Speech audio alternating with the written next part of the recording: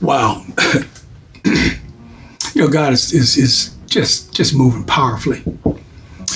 And with all the things that are going on, I mean, every day that I'm so sick of the news. I mean, you can get overwhelmed with the news and it's all got its own slants and all that kind of stuff, and it can stress you out. Regardless of what you want to have happen, you don't know what's going to happen. Nobody knows what's going to happen. And but yet God is speaking. I mean, He's speaking to many, many people. I know He spoke to my cousin. And it was a powerful dream that he had, So anyway, God is moving. But today, what I like to talk about, God left His church here to occupy until He returns. What does that mean? How do you occupy? What should we be doing? And what needs to happen in our lives, in our relationship with God, to prepare us to occupy? Now, one of the questions we have to answer is, what kind of a relationship does God really want with you? What is He looking for? Because like with any relationship, it develops over time. Now, our relationship with God goes through the similar steps that a child goes through with his parent.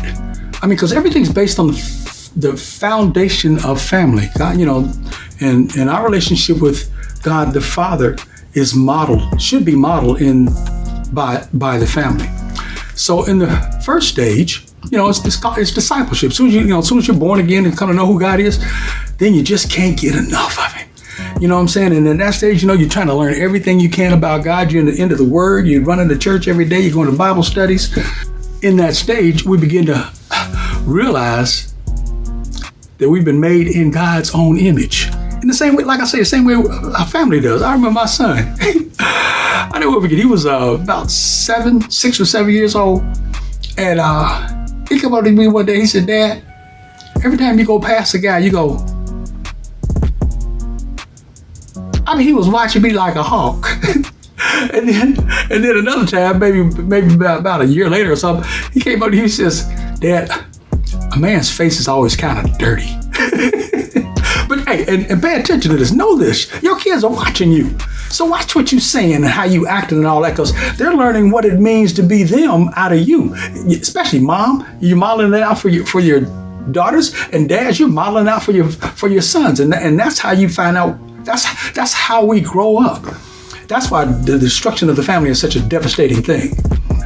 The next phase of our relationship with God is the servant stage.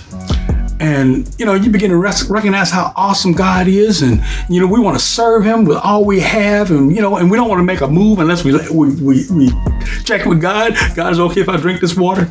God, I check with God with everything, because we really want to emulate Him. And we want a direct word from God. And we're always in the Bible, and we're reading and we're studying. And this is where you really learn the ways of God, as you get into the Word. And you got to get into the Word to really get that. At this stage in our relationship, we often see God as master. He's my master. I remember early on for me, I would come down here on the floor because I got zapped here in the basement. I would come down in the floor. I would come down and I thought I could only meet God in this one spot. And I came down here and I get on the floor and lay flat out on the floor and get as low as I could get and all this kind of stuff. And I'd done that for maybe a month or two, just laying flat on the floor because I thought I could only meet God in that spot. On this one night, the Lord woke me up in the middle of the night and I'm rushing down the steps. Oh, God, want to speak to me? Oh, God. I'm running down the steps, because, it was a wild time. And as I was running down the steps, He said, Leviticus. He said it down through my body. Hey, that's what happened. And I got down here and I had this big old cemetery Bible I was using. And I'm flipping back and forth trying to find and see what he's talking about and all this kind of stuff. And all of a sudden I saw this picture of Jesus, and he was standing there like this. And all the urges and drive went away. And what God was telling me is, get up, boy. I don't want you groveling up to me. You're my son. Next, there's a revelation that we are the sons of God. And in that stage, you begin to recognize that God's business is my business, and my business is God's business. And we come to realize that we are empowered and anointed to do the things that he's called us to do. We're not taking care of somebody else's property. We're taking, this is mine. And we take ownership, just like a son begins to work in his father's company. He says, no, this is my dad's company, and I got my dad's last name. This is my company, and except when dad is around, you know what I mean? And we begin to function and reflect him. And see, so instead of trying to do him, we start trying to be like him. You know what I'm saying? Stage. We begin to do things. We begin to try to do things in the same way that God would do, in the same way that a child tries to imitate his parents. Like whatever you see your daddy do, it's my, you start trying to imitate. And we also begin to see the Bible not as a book of rules. It's a love letter from my daddy. And it takes on a different meaning. It doesn't come as, oh, you better follow these rules or I ain't gonna like you. No, son, this is how you run my world. This is what I want you to do. You know what I mean? And we're not as rule bound because we're not servants of God. We're now sons of God. And like I say, part of the family. Now, just like in the family, the next, when you raise your kids up, as children, you want to, you deal with them as children. But the goal of raising your children is that they become friends. They're no longer children; they are friends. And like my son is 40, and 45, and my daughter is 40, and they're grown. And no, I don't get in their business, and I keep out of mine, except when they ask for me, you know what I'm saying? But you give each other the respect of. But it's no longer a parent-child relationship. We are friends, and that's a chosen relationship. And sometimes, you as a parent, you sometimes have a way of forcing yourself on your kids and all this kind of stuff. But if you want to run your kids away, come in here and start trying to run their household. You know what I'm saying? Or have them come in your house and start trying to run yours. It doesn't work like that. So, but at the friendship level, you're dealing more as a partner as opposed to a child, And many of us have trouble breaking making that transition with our kids, but that's another story. Just as the ultimate goal of a parent-child relationship is to arrive at a place of equality and friendship. As the child matures, there's the revelation that we're friends of God, and in this stage, we walk with God enough to trust Him, and we know that what He says is best. So, if He asks you to do it, you ain't doing it because you have to, but there's best for you because, you've been with Him your whole life,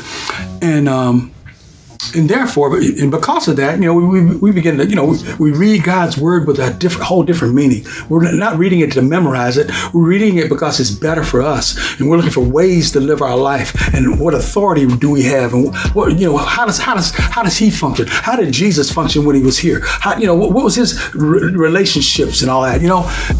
But the ultimate relationship that He wants to be with us is He wants us to be His bride. By His side. And just like in a marriage, I'm married, and what's mine is hers, and what's hers is mine. And with God, He, as the bride of Christ, what's His is mine, and what's mine is His. And I'm not going to do anything with it that's going to embarrass Him if I can help it. You know what I mean? Just like my wife, she gonna cover me and cover me and cover me, and I'm gonna cover her. And because if she get hurt, I get hurt. If I get hurt, she get hurt. And that's how we need to look at it with God. And so this really kicks in when you start looking at some of the things that we're buying into. We're accepting things that we know God doesn't go along with. All this transgender stuff and all these different things that they're and all these policies they're bringing in, like this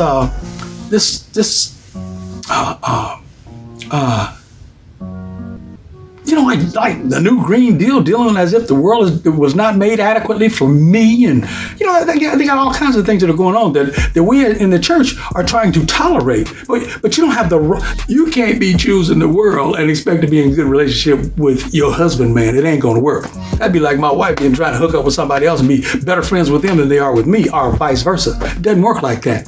So, at some point we have to decide, is God or is it not? Am I in this all the way or not? Did I go through the discipleship stages? Where am I at in my life? Am I a disciple? Am I a servant? Am I a son? Am I a friend? Or am I actually a bride? One with God, because he desires to be one with us. John 17:21, it says that they all may be one, as you, Father, are in me, and I in you, that they also may be one in us, and the world may believe that you sent me. See, we're supposed to be a mirror of who God is to the world. And if they see you, they're supposed to be seeing Christ, however he would act. And that means we can't be manipulating people. We can't be dogging folks out. We can't be getting walked on by nobody. You know what I'm saying? And we have the full authority, and we cannot be under any kind of satanic spirit. You can't compromise that because you don't get along with your spouse. If I compromise, because my girl is tough. And if I compromise and leave her hanging in an unfavorable position or anything, like she's kind of left, she'll rip my head off. And but that's what relationships are about. But we are the bride of Christ. And if you want to talk about where God wants to go with us, he wants to be one with you. Okay? Now, God does have a plan for us as the occupying force. Now, all those things I just went through are steps of maturity in the kingdom. But God really wants you on an even par as an owner, as his bride, so that, what you say he said and what he said you said. But you have full authority as long as you're operating as his bride, representing him, his helpmate, so to speak.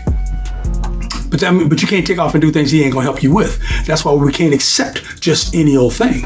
And all this stuff, like I say, all the stuff they throwing at us, we really need to be very, very aware of the word so that we can actually operate in the opportunity and privilege of power and authority that we have as born again believers. God knows who you are and he lives in you. It don't get no better than that. And I am the bride of Christ. It's kind of hard for a man to say I'm his lady, but I'm his lady. I'm his bride. And everyone, and that's the goal he wants everybody to reach, to come to that place in their life where they believe that what's his is yours and what's yours is his. Therefore, you're going to take care of it like it's yours. You're going to have that kind of ownership and that. So anyway.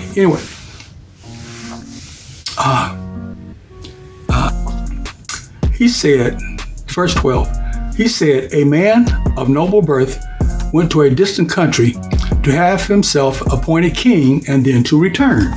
So he called 10 of his servants and gave them 10 minas and put their money. And then he said, put this money to work, he said, until I come back. Now, a mina is about 10 minas is about $65,000, okay?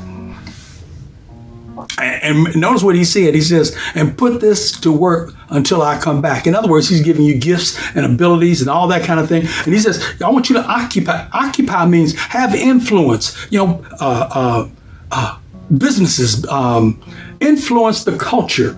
Influence the culture with this money. That's what he wants us doing. He wants us to influence, not be influenced by the culture. And right now, the church is being influenced away from who God is. We're about to kick God out of the church based on the way we're just flowing, But anyway,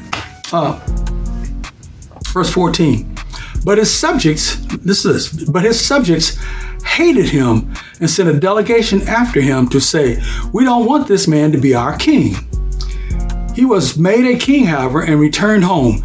Then he sent for the servants to whom he had given the money in order to find out what they had gained with it.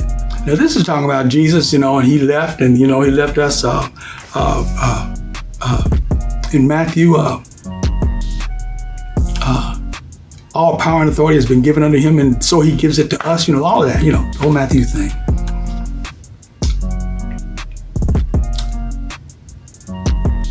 Verse 16.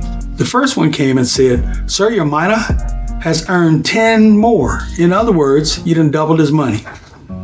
"Well done, my good servant," his master replied, "because you have been trustworthy in a very small matter. Take charge of 10 cities. Take charge of 10 cities. Now, and when we leave here in the new heavens, we're not gonna just float around playing harps. He's gonna give out responsibilities and things and stuff. And shoot, I want to run me 10 cities if you let me, whatever you want me to do. But I don't want to be standing there in lack. See, so there's much more coming after you leave this earth. And what you do now sets the stage for what that's going to look like. He says, "Well done, my good servant," his master replied, "because you have been trustworthy in a very small matter. Take charge of 10 cities. The second came and said, "Sir, your mina has earned 5 more. His master answered, "You take charge of 5 cities. Then another servant came and said, "Sir, here is your mina. I have kept it laid away in a piece of cloth. I was afraid of you because you are a hard man. You take out what you did not put in and reap what you did not sow." God expects a return on his investment in you. He expects a profit out of you. They're trying to paint this idea that profit is bad and everybody ought to have the same. Well, even here, God didn't give each person the same abilities. He gave one 10. He gave the other one 5, and he gave another one 1. And he didn't expect the guy who had the 1 to turn it into 10, but he expected the guy with 1 to do with the 1 stuff with. And every person, every believer has a role to play in this. And right now, we are to be influencing the culture with everything we've got around us. They're trying to convince us that America is the worst place to be in the world. And it's a gift from God. Everybody in the world wants to come and live here. Everybody wants to come here. Yet they got us convinced that it's such an unfair and bad country and this and this and that. And it's not. It's not. Everybody wants to come and live in America. And anybody will trade places with you today. And God got you here to influence this culture now. He ain't talking about Spain and Egypt or wherever else you might be. I'm in America, and I'm saying in America, I'm supposed to be influencing the culture with whatever he's put under my authority. I'm supposed to make him look good, make my yard look good. If I got a company, I'm supposed to make it operate properly. All of that until he comes. And the fruit is the people that will come to know who God is by looking at you. By looking at you. We ain't talking about adding up dollar bills. I'm talking about touching lives. People coming awake. Verse 22.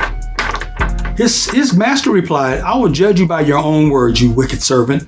You knew, did you, that I am a hard man, taking out what I did not put in and reaping what I did not sow? Why then didn't you put my money on deposits so that when I came back, I would have collected it with interest?" Do something with it. And I'm talking about what he's giving you in your life. Do something with it. And the more you seek out, as you go through the steps of a relationship with God, the discipleship and service step, all the different steps, you do come to a revelation that it's better for you to do what he said. As a friend, after been walking with God long enough, and he done raised you, and he done, all that, you really do come to realize that his way is best. His way is best. Verse 24. Then he said to those standing by, "Take this mina from him and give it to the one who has 10 minas." "Sir," they said, "he already has 10. This is how God is. If you don't use what you got, he gonna take it from you. If you're sitting on it because you're scared to make a move, or you want to give it over to somebody that it don't belong to and you belong to him, it's not gonna go well with you. The best plan is to get in line with God. Find out what God is doing and do that. Find out where God is going and do that. Find out who's standing for God and do that. And just like I said, dealing with all these elections and all this other stuff, look at the policies. We're talking about, this guy's attitude or this guy's voice. That's garbage.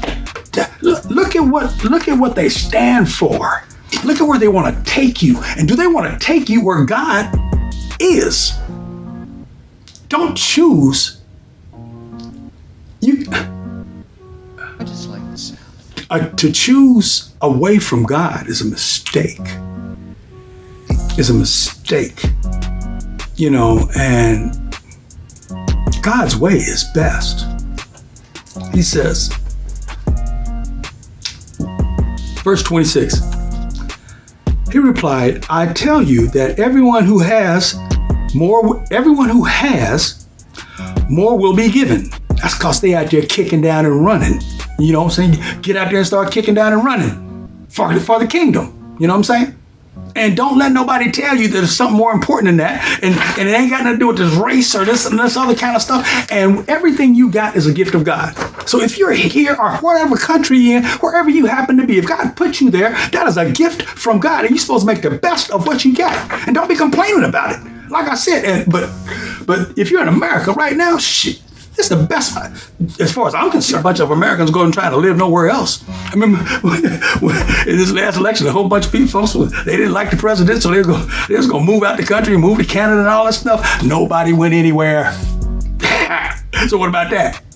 But anyway, I tell you that everyone, he replied, I tell you that everyone who has, more will be given, but as for the one who has nothing, even what they have will be taken away. But those enemies of mine who did not want me to be king over them, bring them here and kill them in front of me. That's God. That's God. If you didn't, and what is death? As far as the kingdom is concerned, separation from God. You don't want that. But it's a lot of big stuff going on. A lot of opportunities, y'all. Get in the game. I just like the sound. We are the bride of Christ. What he says, I say. What I say, he say. That's authority and power. That's beyond the power of attorney. That's because we got his name. We got his name. We got his name.